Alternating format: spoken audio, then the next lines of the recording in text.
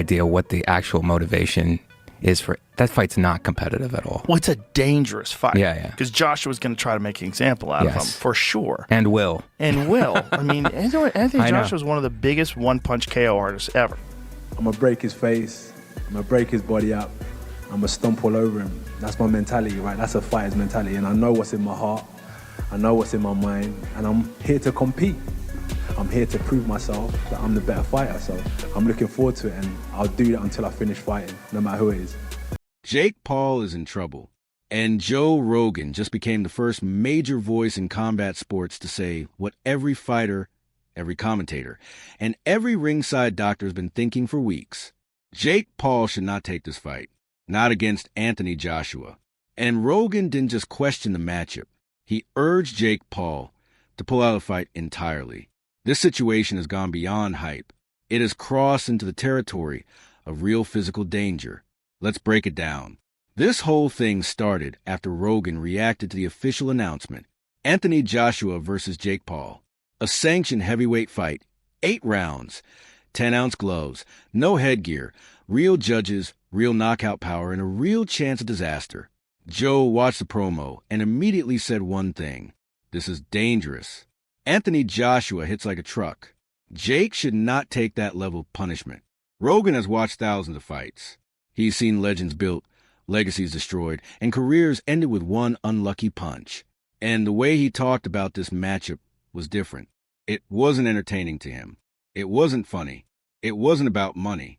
It was a red flag. Jake Paul has lost his mind. This is probably the worst mistake of his career. Even in the poster, you can see this is a David and Goliath story here. I mean, there's times where I thought Jake is a cruiserweight. There's times where I thought even he could be a light heavyweight. And now he's stepping in with one of the most chiseled, bona fide heavyweights in the world right now in Anthony Joshua. I'm about to break the internet over Jake Paul's face. I'm not sure if that makes any sense, but it sounds fucking demented, terrifying. And speaking of the insanity of this thing, here is what the first line is. Jake as a plus 800. I have a feeling that's going to shift even more toward AJ. AJ's the 18-wheeler going 90 down the straightaway, and Jake is in a golf cart going 10 miles an hour, headed right back at the 18-wheeler. It's going to be freaking destruction. Look at the reach. He's got a 6-inch reach on Jake, and trust me, the Chloe concept has told me the 6 inches is more than enough. Okay. And Anthony Joshua has finished world-class fighters with a single punch. Now Jake Paul, who is a cruiserweight at best, is stepping into the ring with a man who weighed around 250 pounds in his last fight and knocked out Francis Ngannou cold. Rogan said it plainly. There is no scenario where this is a safe matchup. Get this, Jake Paul is 6 feet 1 inch. He usually walks around at 200 to 210 pounds. Most of his career has been spent fighting MMA stars, retired champions, older boxers, or naturally smaller opponents. But if I can beat Jake Paul, then excuse my French, what the fuck is Anthony Joshua going to do to Jake Paul? I think my dad said that AJ could beat him with his prick, and I completely will back that up. Even if AJ had a broken arm in there, it still wouldn't go past a minute. To be quite honest with you, and as a safety aspect, there's no way that fight can go ahead. At the end of the day, my God, how good does it make me look?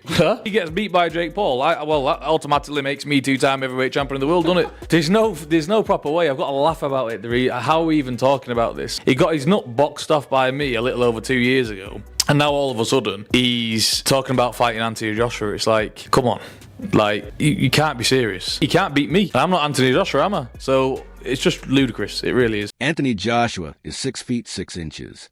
He has the reach advantage, the height advantage, and knockout power that has flattened legitimate heavyweights. Even with a 245-pound weight limit for the fight, the difference is still enormous. So we've got Anthony Joshua, AJ, you get me? What a legend. And we've got Jake Paul, and he's a legend as well.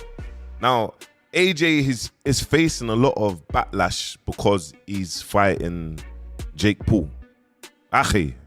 Understand, man. It's like football, you get me? You play for Barcelona. When you get older, you start going down a bit, and then everything is about money. Yes? Run it up.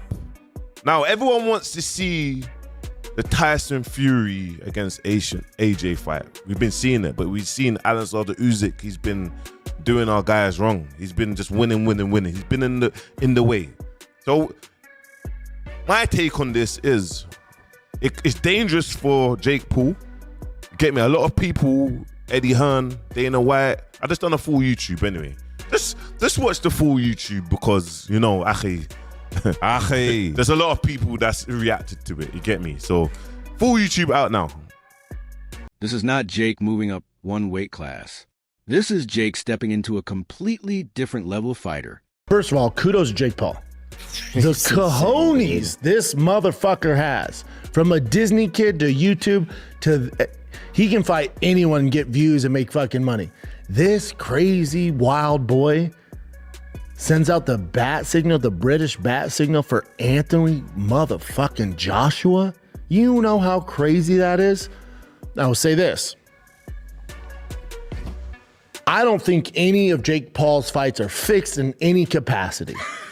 At all. Not even close. I don't get down that narrative. I will say this, though.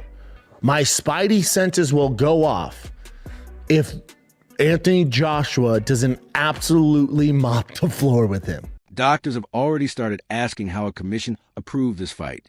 Fighters like David Haye and Ariel Helwani have warned that the matchup carries serious risk. Rogan doubled down. Size matters. Weight matters. Power matters. This is a former heavyweight world champion. You do not play with that kind of danger. Jake has power, sure, but cruiserweight power means very little against a man who trains to knock out giants. Joe Rogan also pointed to one of the most frightening moments in recent boxing history. When Anthony Joshua knocked out Francis Ngannou, the entire world froze. Ngannou was motionless. Doctors rushed into the ring. The arena fell silent. It reminded everyone that boxing has no mercy.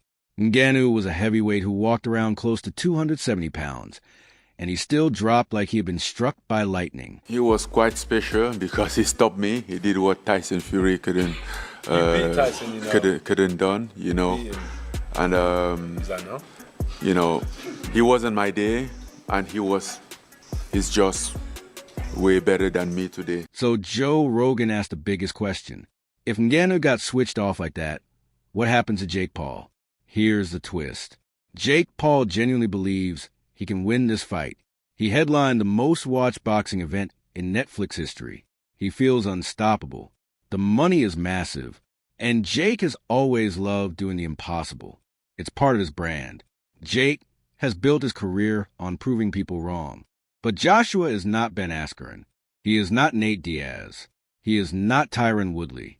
And he is definitely not a 58-year-old Mike Tyson. He has people around him that will be saying to him, mate, Anthony hasn't boxed for a year and a half. Mate, Anthony got dropped in his last fight. Anthony's head's all over the place. He's gone. So, listen, fair fucking play. If he steps up and fights AJ, I will be the first to hold my hands up and go, fair fucking play. He'd have to be crazy to do it. He would have to be crazy to do it. Jake Paul's never really fought anyone major, like, you know, when's he going to step up and fight a real fighter? I mean, this would definitely be one way to kill that narrative, but it would be a dangerous one. If we're offered it, and the money that I know is inevitable in a fight like that, it would be very difficult for us to turn it down. And I know some people will find a reason to not like it and moan, but I'm just going to give it to you straight always. We were going to have a run out this year in an 8-rounder against someone in the top, 120 on BoxRec that you've never heard of. We could have a run out against Jake Paul, end him in boxing forever, get rid of this whole little silly thing, and make about 50 or 60x in the process. How can you turn it down? So if it's real, there is a chance. Jake's won fights that I didn't think he'd win.